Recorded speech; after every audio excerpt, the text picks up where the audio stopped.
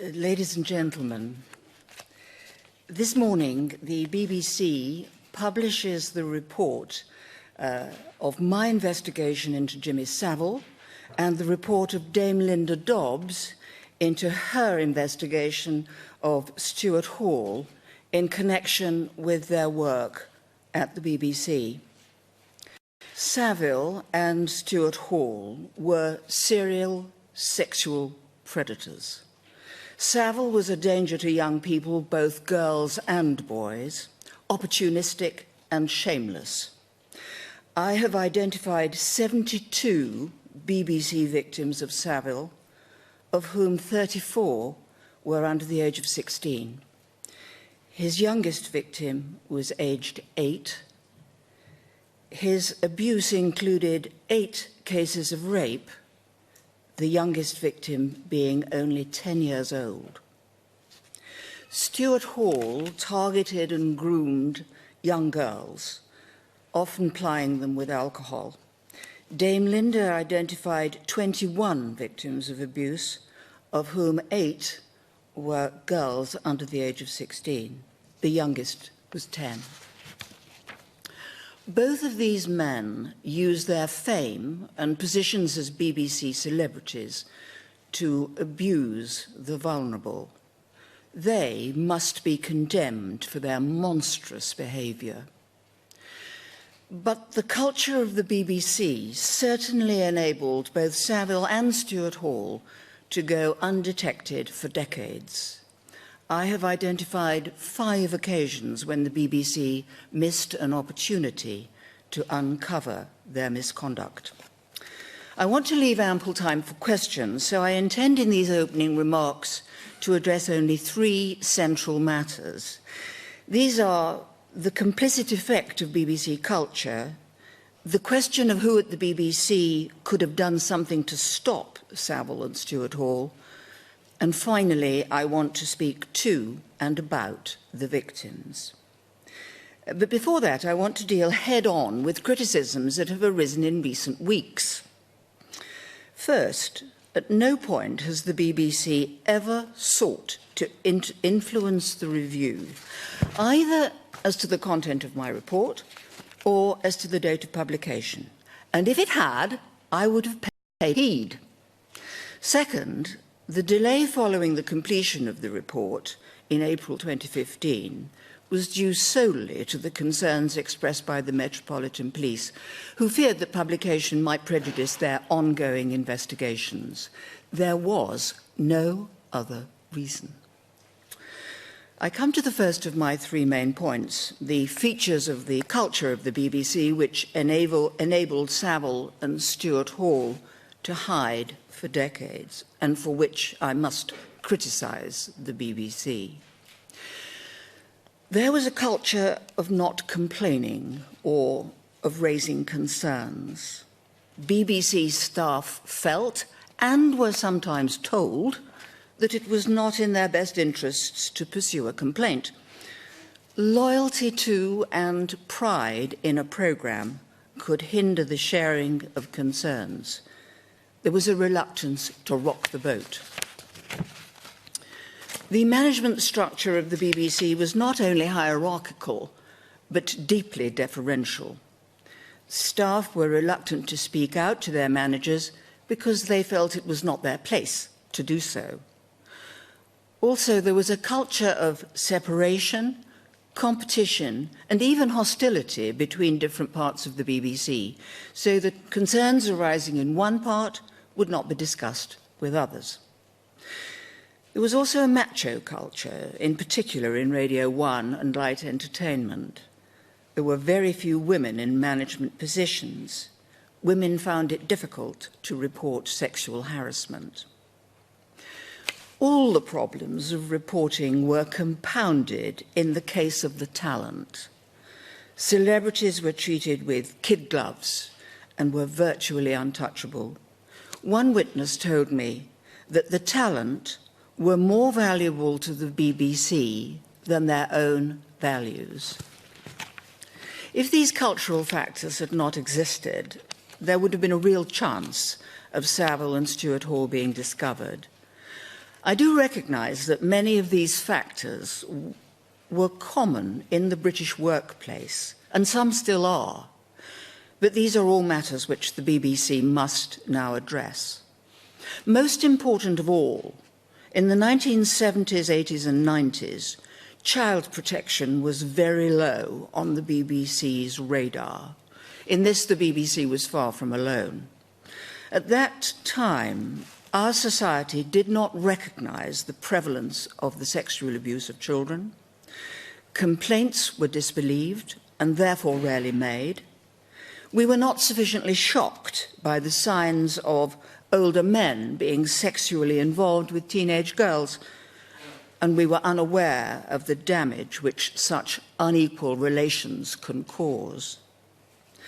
Sexual harassment was not taken seriously.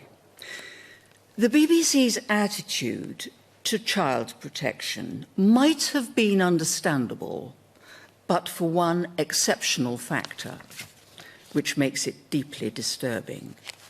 This related to Top of the Pops. In 1971, there were allegations in the press about young girls being picked up for sexual purposes on Top of the Pops, and pornographic pictures being taken after the show. There were also press allegations of corruption. The reaction of the BBC is illuminating. It investigated the corruption allegations thoroughly, but it did not investigate the allegations about the young girls with anything like the same focus. It was plainly concerned about its reputation, but was not concerned to the same degree about what should have been a wake-up call, that there were young girls who might be exposed to moral danger on Top of the Pops. The BBC seemed to regard the young audiences as necessary but a nuisance. One note of a management meeting describes the girls as unbalanced. There was no sense that they were young and in need of protection. So when complaints were made about Savile by two teenage girls who were assaulted on Top of the Pops, their complaints were not recorded or passed upwards to management as they should have been. Instead, they were brushed aside. One girl was told to move out of the way of the camera, and the other was ejected from the building and left on the street. The failure to heed these complaints about Savile amounted to 2 missed opportunities to detect and stop him.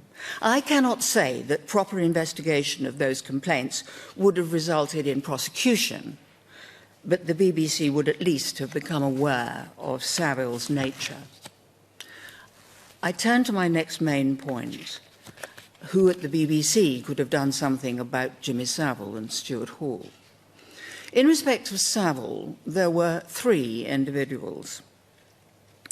The first was Ted Beston, who was Savile's BBC Radio 1 producer. On one occasion, he was prepared to act as a provider of a young woman to Savile for sex. I found that he knew that Savile would have casual sex with teenage girls as and when he could get it. Although he denied it, I'm satisfied that Mr. Beston must have realised from their appearance that some of the girls might well be underage.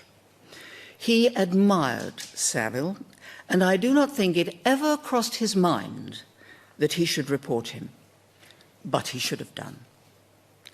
The second was Canon Colin Semper. He was a producer in the religious broadcasting department and worked closely with Savile. With commendable honesty when giving evidence to the review, he accepted that he had come to think that Savile had casual sex with a lot of girls, some of whom might have been underage.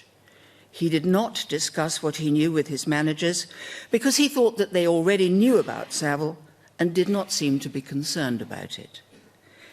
In my view, he should have discussed his concerns with his line manager. I think he now deeply regrets that he did not. The third is Douglas Muggeridge, the controller of Radio 1 and 2 in the early 1970s. Mr. Muggeridge died many years ago. In 1973, he heard rumours about Savile's sexual activities and prompted some inquiries. Savile was asked about the rumours and denied them. I think Mr. Muggeridge genuinely believed the rumours to be untrue. However, in my view, he should have retained his concerns, should have shared them with colleagues, and had a watch kept on Savile. Had he done so, Savile might well have been uncovered in the 1970s. This was a third missed opportunity. Although I have found that none of Savile's senior managers in television were aware of his sexual misconduct, I do criticise them in another important respect. By 1983, there was a good deal of material in the public domain which showed Savile in a very bad light. Whatever the truth about him, this material showed Savile boasting of past associations with violent criminals and proud to be described as having a prolific casual sex life with young women many decades younger than himself. It is amazing that it never occurred to Savile's managers at the BBC that on account of this, they should not give him a platform to promote his image as a good man. It is amazing that it never occurred to them that Savile was not a suitable role model for the young audiences of Jim'll Fix It. In Manchester, there were two individuals who could have done something to stop Stuart Hall, Raymond Colley and Tom German. Raymond Colley was the regional television manager in Manchester from 1970 until 1986. Dame Linda found that when Mr. Colley took up his post, he challenged Stuart Hall about rumours that he was having sex with women in his dressing room. These rumours did not suggest that these were underage girls. Mr. Colley warned Stuart Hall as to his future conduct. But he did not follow up his warning. He assumed that Stuart Hall would desist. He overestimated his own authority, and he underestimated Stuart Hall's duplicity. Had Mr. Colley kept a watch on Hall, it is likely that he would have been stopped. This was the first missed opportunity in respect of Stuart Hall, the fourth overall. Mr. German was the news editor in Manchester during the 1970s and 80s. He is dead. Dame Linda has concluded that he was probably aware that Stuart Hall was involved in inappropriate sexual conduct on BBC premises. If he was, it seems to me that he should have shared his concerns with Mr. Colley. He did not do so, and this may well have been the fifth missed opportunity. This report makes sorry reading for the BBC. Dame Linda and I have found disturbing things and have not hesitated to expose them. From a conversation I had with Lord Hall on Tuesday, after he had read my report, I am satisfied that he entirely accepts that there is much work ahead for him, the BBC Trust, and the Executive Board if the BBC is to regain the confidence of the public in respect of its culture and its child protection practices. I wish now to speak about the victims. I must record my annoyance at the complete disregard of their welfare shown by a website that chose to publish parts of an early draft of my report. This unexpected and selective publication was highly distressing for them and had no public interest justification whatsoever. I want to thank every witness who gave evidence to me and to Dame Linda.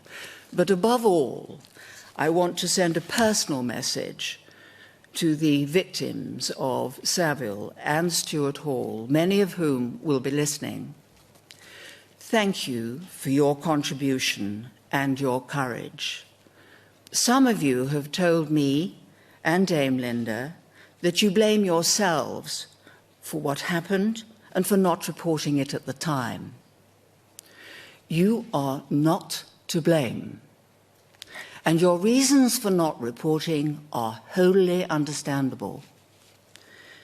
I know that it was very difficult for you to speak to the review. You did so in order to help us understand what had happened and why it had not been discovered. Society owes you a great debt. Your legacy is that you have helped to convince us all of the importance of ensuring that young and vulnerable people have the confidence to report abuse, and that when they do so, their voices will be heard and treated with the same respect as those who hold power in our society. I think that is a legacy of which you can be justifiably proud. Thank you.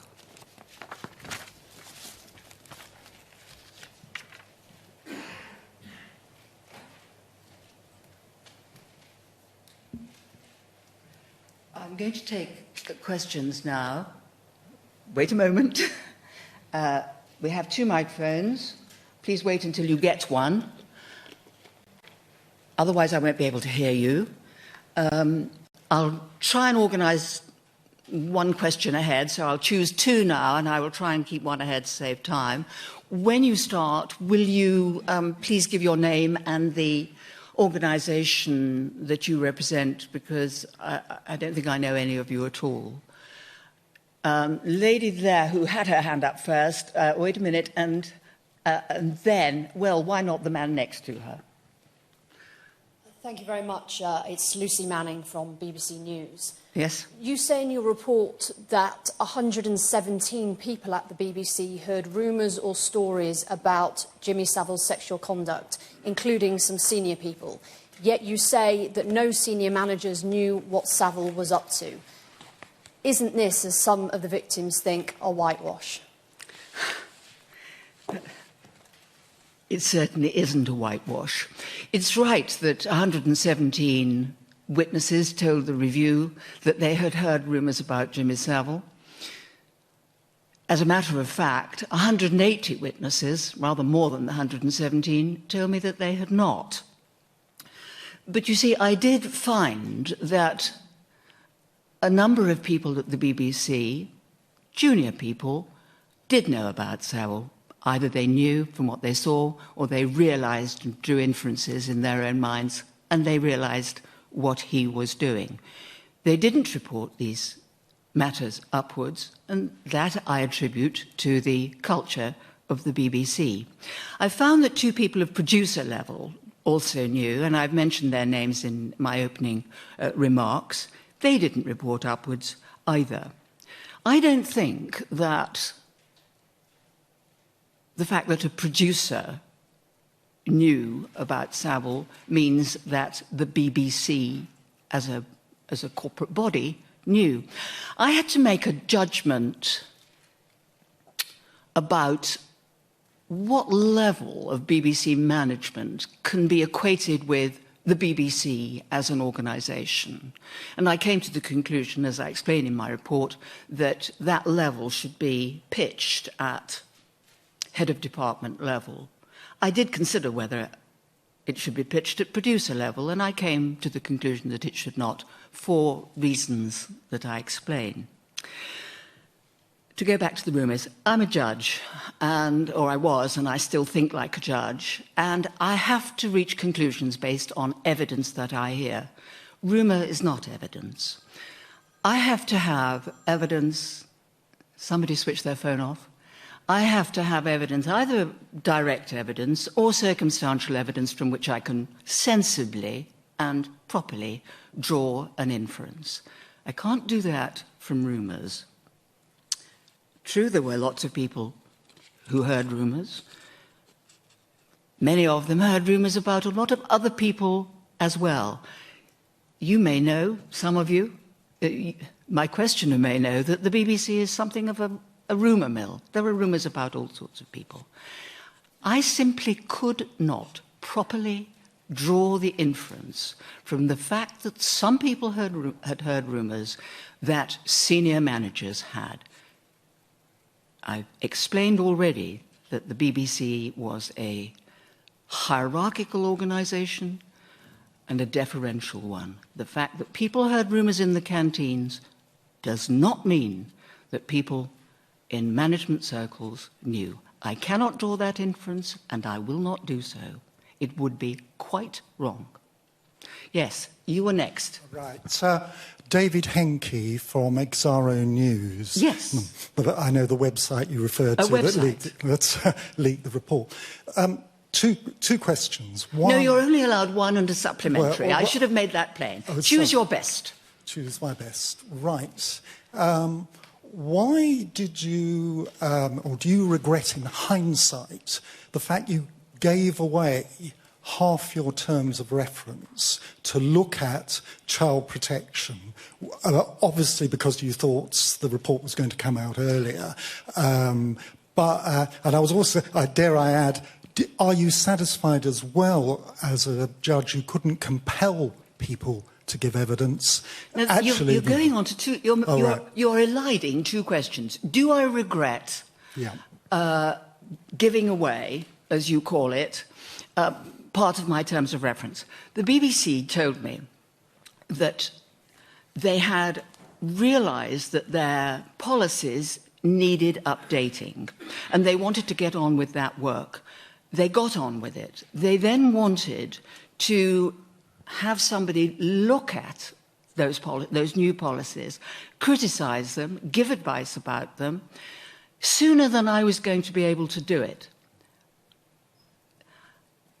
I agreed that that was a perfectly sensible thing for them to do, and no, I don't regret having given that material away. The Good Corporation was able to report much more quickly than I would have been able to in the event last July. That has been useful to the BBC because they've been able to get on with putting into effect the Good Corporation's recommendations. And I'm sure that Lord Hall will have something to say about that later this morning. No, I don't regret it. I think it was a perfectly reasonable thing for them to do. Yes, I should have chosen. I'll choose you now, and I'll choose you with the pencil in your hand as the next one along.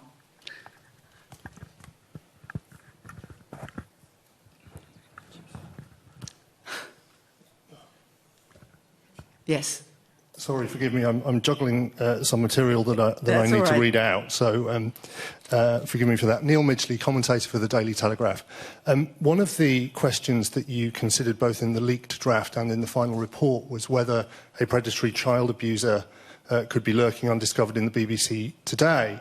But you used two different wordings in your answer. In the draft, you said, the answer is that I think that it is possible. And in the final report, you said, my answer is that I do not think there is any organisation that can be completely confident that it does not harbour a child abuser. So my question is, that those are two very different conclusions. One is a conclusion specifically about the BBC, which has been very widely reported. The other is a broad statistical point. And I wonder what evidence and on whose representations you changed your conclusion. First of all, I received no representations at all in relation to that part of my report. Second, you have quoted from the leaked version a single sentence. If you quoted, and I'd like you to do so if you have it in front of you, if you quote the whole paragraph, you will see that the sense of what I say has not changed. Read it out, will you? Would you like me to read it out? Yes. So the answer is that I think it is possible. It must be recognised that child sex abusers can be highly intelligent, articulate and charismatic but manipulative people. Stuart Hall is an example, so it seems is Rolf Harris. Savile was intelligent, charismatic and extremely manipulative, if not always very articulate. Coupled with celebrity, the power of which shows no sign of diminishing in our society, those features make a powerful combination, which makes detection difficult. Until a complaint is made, such people are likely to enjoy the confidence and approval of all those around them. So what I'm saying there, is it not, that it's extremely difficult to detect a child abuser in an organisation. The only change is that I have pointed out more clearly, as warning to the rest of society, that any organisation might be harbouring a child abuser and they don't realise it and they need to be on their guard. But this has been, my supplementaries, this has been a very widely reported, very sensational conclusion. I'm and not responsible for that. Well, what you are responsible for, as you said to the previous questioner, is that you make conclusions only on the basis of evidence. I do. And I wonder what the evidence was that you used to make that specific conclusion about the BBC in your draft report. The specific conclusion in my draft report is that the BBC might have. I didn't say that they had. What I was seeking to point out is that no organisation can ever know. This is a really good example of the irresponsibility of a website publishing a report at a time when it has no business to do so. I was entitled to reread that passage of my report and amend it, and I did so. And nobody put me under any pressure to do so. I did so because I thought I could express it more clearly. That is the answer. Yes. Hello. Wait a minute. Who was next? It's me. Who did I promise? It was me. Right. And I have a promised you, microphone. Hi. and then you afterwards. All right. Catherine Rushton from the Daily Mail. Did you speak to Mark Thompson as a witness at any point during your inquiries? And if not, why not? I did. Excellent. Is he? I haven't found that page yet. Is he named in the report? Yes, I think so. I certainly... there is not a great deal to report about him, but I did speak to him. Yes, I think you'll find a passage about him in chapter 10, I think. Thank you. Don't hold me to that, but he's there. Okay. Yes, now who is next? You were. Have you got the microphone? You haven't yet. And after that, white shirt, that. I'll come to you, I promise you next. Dame Janet, Pete Saunders from NAPAC, supporting survivors of abuse. Yes. To help you out with the previous question, what you said about the likelihood of an abuser lurking within the BBC, I think was an entirely appropriate thing to say, because not only is there almost inevitably going to be other abusers within the BBC, there are, as you indicate, abusers in every organisation, large and small. That is a statistical reality that we have to grasp with. But my question yes. was to, well, initially to thank you for acknowledging the contribution of survivors of Savile and Hall, and having spoken to one or two of them in recent days, they've been dreading this day, as you can appreciate. So thank you for thanking them in the appropriate way. Well, it comes from the heart. I hope you can see that. I can see that most clearly, Dame Janet. But the question is, yes. Are you satisfied that those victim survivors that have come forward are now receiving the appropriate and proper support that they need in order to move on with their lives? Because again, at NAPAC, we are still hearing from many survivors, including some of Savile's victims, that they are still not able to make progress in their life. Because unlike myself, who can afford my weekly therapy session, I know that there are many victims and survivors out there who simply cannot afford to have private therapy, and it's time that the NHS were brought into this equation in order to help yes. the many survivors. Yes. Sorry to go on. Well, it's really very difficult for me to answer this question because I don't have any resources to dispose of towards these victims, but I can see that many of them will need help, and I hope that they will be able to get it. But other than that, I really can't say anything. Now then, who was next? The white shirt there, and then I promised you... Right, how are we doing for time? We haven't got... We're all right for time yet? OK. Yes, the white shirt. Thanks. It's Patrick Foster from the Daily Telegraph. Sorry, we're monopolising this. The Daily Telegraph have done rather well. This is your second go. Thanks purely very much. by chance. Purely by chance. You mentioned in the report, and you mentioned again in your statement, that you set the bar for corporate responsibility at head of department level. Yeah. I wondered if you could give us a bit more information on how you came to set that level, and specifically, could you tell us, did you take any submissions from the BBC as to what the barrier, what level that should be set at? Yes, I'll answer the second part of your question first, and the answer is no. The BBC made no submissions of any kind in relation to my report. The law doesn't help about this issue. In the criminal law, for a company to be held responsible and to have knowledge of what was going on, you have to show that the controlling mind of the company was aware of and could be convicted of the offence if the company is going to be convicted of an offence. So that wasn't very much help to me, because I didn't think that it was reasonable to limit BBC knowledge to such a very high level of responsibility. That would have really been maybe the trust, not even the trust, executive board, and that would be far too narrow. I've had quite a lot of evidence about the BBC structure, the management structure, and it seemed to me that the lowest level of the structure at which you could say that somebody had management responsibility for a defined part of the BBC was head of department. A member of the head of department would be entitled to instigate an investigation, I think, whereas anybody lower than that would not be. A producer certainly wouldn't be. If a producer came to know of information, his or her duty would plainly be to report it to somebody more senior, but they wouldn't be able to do anything of their own motion. Similarly with an executive producer, similarly with an editor of a news programme. And that was really why I came to that conclusion. I just had to make a judgment as to what I thought was reasonable and what I thought the public would think was reasonable. And there you are. That was my decision. Now, who was next? It really was you, wasn't it? Thank you. Julian Drucker, 5 News. Dame Janet, you've said about the reluctance of some BBC staff to come forward. You've said there's an atmosphere of fear still exists today in the BBC. You've called it the culture of not complaining. That's extremely worrying, is it not? Yes. I must point out that I saw the bulk of the BBC witnesses that I saw in 2013, some in 2014. And it saddened me that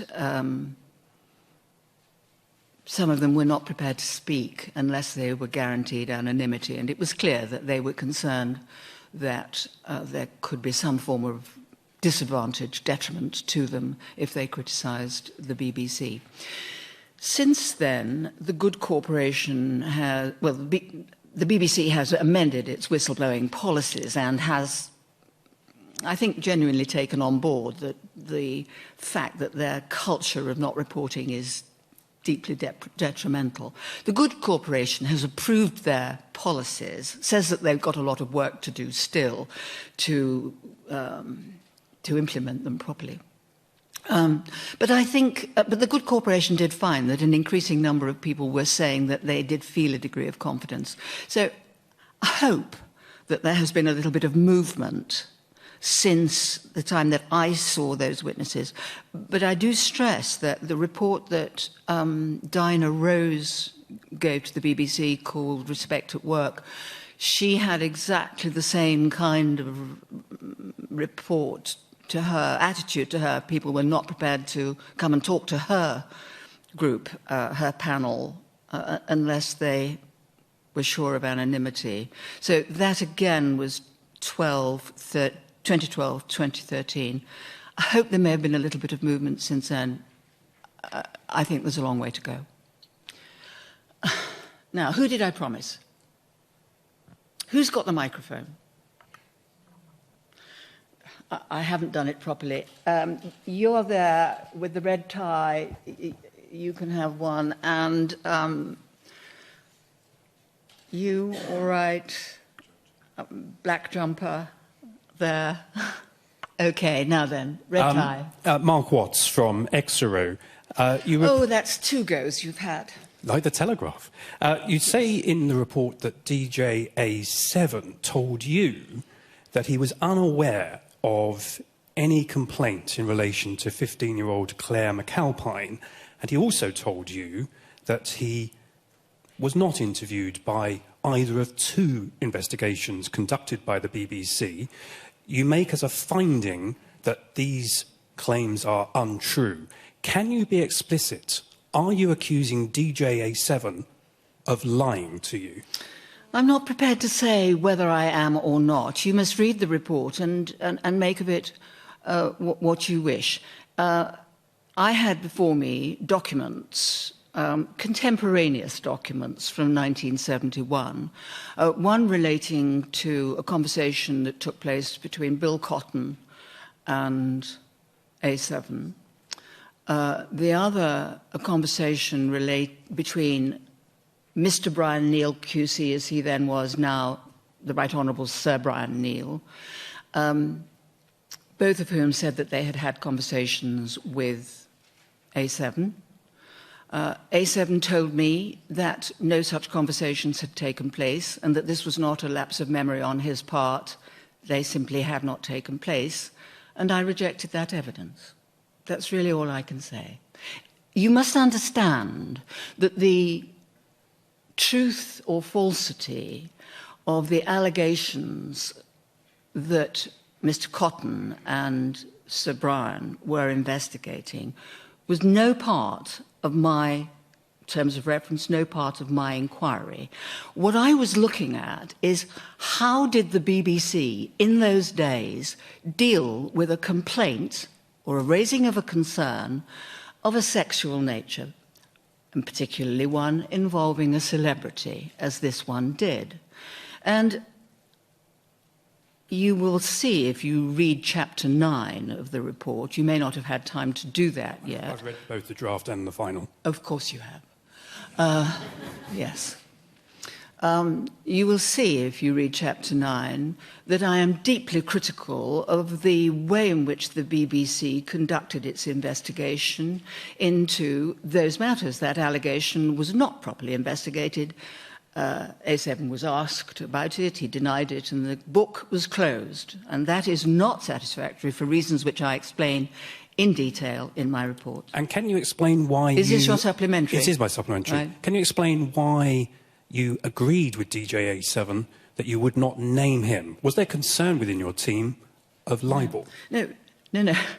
The reason that I agreed to anonymise him was the reason that I've just explained to you now. I was not concerned about the truth or falsity.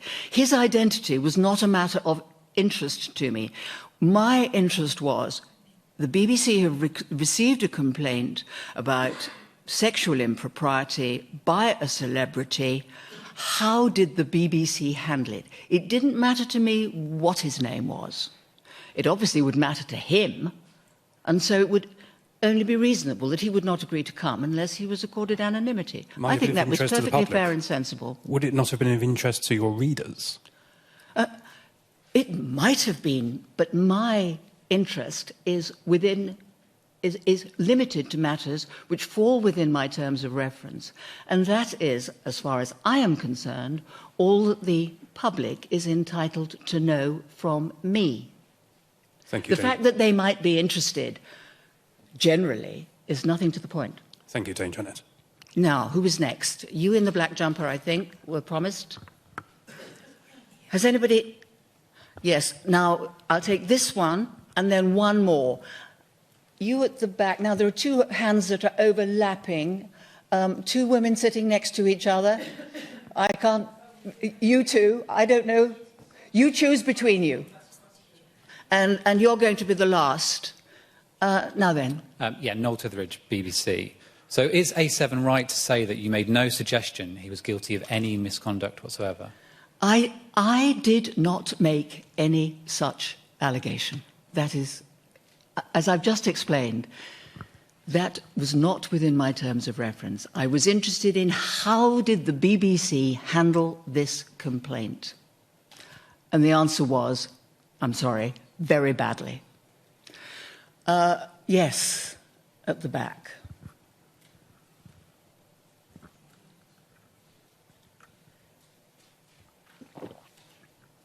Hi, it's Beth Rigby from The Times. Dame Janet, just in terms of the victims, Liz Dux, who's their lawyer, said around the leak that it beggared belief that no one in the management of the BBC would have known about what was going on. Do you accept that the victims might be disappointed today by your conclusions? And for the BBC, do you think that this report is a blow from which they can't recover reputationally? Now, wait a minute. That's definitely two questions. Sorry.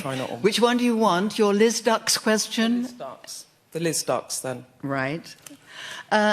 In a sense, I have already answered this, you know, because I spoke earlier on about the need for evidence, either of a direct nature or circumstantial evidence from which I can properly draw an inference. And I explained that I cannot draw an inference that the BBC knew at the level that I have explained to you. I think is necessary for me to say that the BBC knew, namely head of department level. I can't draw an inference that they knew from rumour. I'm sorry if the victims do not have confidence in my conclusions. I'm really sorry about that. I hope that the victims, well, some of them might be listening, some of them might be watching. I hope they'll hear what I say now, but I hope they'll also read the report. And then they, I hope, will understand why it is that I have reached the conclusions that I have. You simply cannot make that leap from people have heard rumours, ergo the BBC must have known. It simply doesn't work. Can I just ask a supplementary question quickly? It's very quick. Just in terms of the lawyer, she also said that mandatory reporting laws should be introduced to insist that people do report the cover-up of abuse. Do you agree with that? No, I don't. I think it's a matter for the BBC, but I would expect it to be a rule of employment that people should report matters of concern of which they become aware. But I'm not in favour of the criminal law being invoked. I think that it's extremely difficult to know where to draw the lines between what should be an offence and what should not be an offence, and I don't think it's a good idea. I think what is really important is something that I was referring to just at the end of my presentation. It's really important that we get over to the younger generation, the potential victims at the present time, that they can report, that they should feel confident to report. And the corollary of that is that the grown-ups who receive those complaints must treat them with respect, must listen to them sensibly and carefully, and must not blame them for anything that has happened.